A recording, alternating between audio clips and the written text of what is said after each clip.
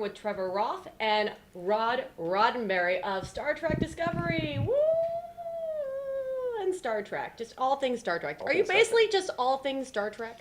Well, I mean, honestly, I think we're all things Roddenberry, and I only say that. Oh, We're all things Roddenberry, and I basically say that because, I mean, the backbone of Star Trek, the philosophy, the idea, the IDIC philosophy, infinite diversity and infinite combinations, that really came from my father. Yeah. And that's what I'm most proud of. I'm certainly proud of Star Trek, but the idea behind Star Trek, the stories that I get every time I meet someone about them being inspired by the series, that's what kind of gets me up in the morning. That's what gets me excited. That's what makes me proud of being a Roddenberry and part of the Star Trek legacy. So we are all about Roddenberry. Roddenberry. We like Roddenberry. Are you Roddenberry? I am, absolutely. And actually, one of the things we're releasing here is not Star Trek, although we love Star Trek and adore everything about it.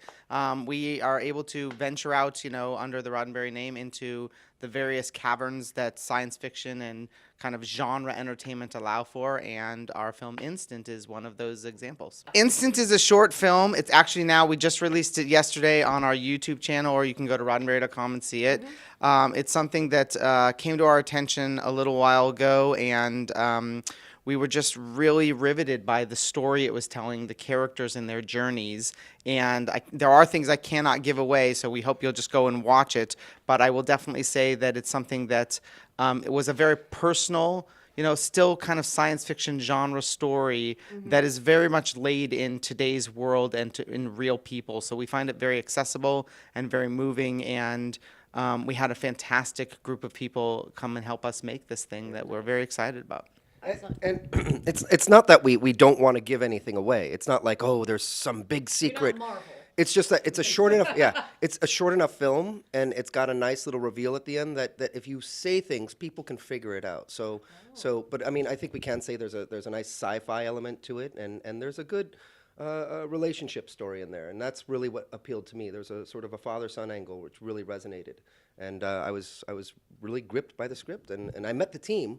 That's what really sold it. The script was great, and then I sat down with the five guys, and we had dinner, and Not the hamburger one. I was about to say Five Guys at the burger yeah, joint, and you all had burgers together? different five guys, yeah, and they were from all different kind of walks of the entertainment industry, but they'd come together because they fell in love with the script as well, and they had their act together, and there was so little ego.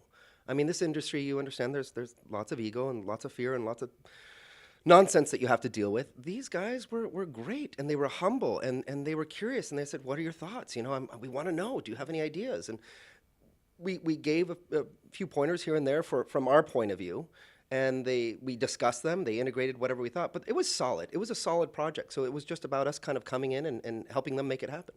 I was thinking just this morning about the title, Instant. And, I was, not just, you'll see why it's called that in many ways, but I thought, it's really, for me, actually, if you kind of take a step back from it and look at the message sort of behind it, and even look at Comic-Con, it's really all about these moments in life, and I love that about this film, that it really took a very granular, very microcosmic look at a situation and characters and a point in their lives, and allowed that to expand and kind of ripple out in the area of message, in the area of meaning. And I think that's really, it is, as I'm getting older and wiser, not probably, but I think life is about moments and about instants in them, and this is one of theirs. So from that perspective, I was just thinking that's kind of a cool way to look at it. Do you guys, because you are so busy and working on so many projects, when you come to a Comic-Con, are you able to enjoy it at all? Depends on the convention for me and Okay. what we're doing at it. Actually, that's not true. I enjoy every convention, because in every one of them, if this is your job, if this is what you get to do, then this is a good gig. To be around these people and have to work is still one of the best environments possible. But as far as sort of being able to step back and walk the floor and kind of be the person who's just excited to be here from a fan perspective, which we are, you sometimes get that and sometimes don't as much, you know. No, I used to live in San Diego, and I had a house here, so I've made a lot of friends. So coming down here is always a real treat because I get to visit with some of the friends I had. And then, funny enough, I was just saying this the other day that I've got friends in LA who I don't see that often who come down here, and I get to see them down here because we're all in the same place finally. So yeah, I get to enjoy myself. Yeah. I will say that the other day I realized, and I don't know how many people know this, but one of the first, in fact, I think the first convention that ever happened in 1972 in New York in a small ballroom, and it was a Star Trek convention. And many, many more people, they say thousands of people showed up, only hundreds were supposed to come.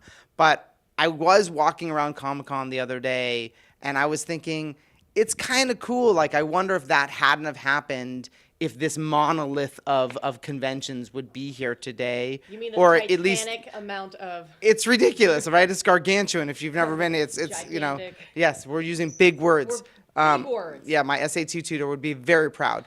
But no, it sort of stems from something and a passion that people have about things, and it's just very cool to have it lead back at all to Star Trek.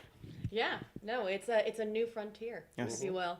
Now, does Roddenberry Entertainment have a new frontier that they'd like to accomplish in the next, I don't know, 5-10 years? I've got. Yeah, go. Okay. He raised his hand. Well, I mean, we're everyone's heard the VR term thrown around and all that, and so being the Roddenberrys, we're certainly getting into that space. We've teamed up with a company called Sansar, well, actually, they're Linden Labs. They're the ones who started Second Life, but their new Second Life is called Sansar, and so we're actually venturing into that space. We're working with them. We're creating an online facility called the Roddenberry Nexus, where we can have a lot of events. We're going to have a screening room. We're actually going to screen Instant in there as well. But we're moving into that space, and we kind of know that the Oasis is coming. We will be there. Oh, yeah. I like the Ready Player One reference you just dropped on me. That answers, that actually kind of sort of answers my next question, which is, do you guys geek out on anything else besides Trek that you're die hard about? Me. I'm sorry. No. Okay, so this is so non-Roddenberry and so not Trek. Okay. But after Deadpool came out, the first movie, there was a gentleman who was such a fan of it, he created his own parody, a musical. It's called Deadpool the Musical. Nice. And they nailed the eyes, the characters. It was so well done. I was blown away. I had the opportunity to meet him, and so he said he was going to do the second one, which just came out. And I'm proud to say that I was able to come in and be a small part of that, because I was just, anyone out there, regardless of the content, if they're creating quality work and there's passion and they're driven, and you can see that they really want it to be great, I'm excited to be a part of that. So everyone should check out Deadpool musical, the Deadpool musical parody too. Nice. That was a great answer. Yeah. I think the answer is obviously absolutely. I mean, I think that at the base, we are geeks in many ways before we are our jobs. Yeah. The fact is that we love this stuff, and we love, yes, the messages and all those kinds of things that it can have in it, but we love all the parts of it that anybody comes here, for and to enjoy. And so, from all the Netflix shows that are coming out, I've just found a new one called Rain. That's it's like from the Netherlands. It's dubbed. I thought I was watching Pippi Longstocking with the way it didn't work right, but it was sort of it was a cool, cool show. And there are lots and lots of them out there, and obviously so much being made today.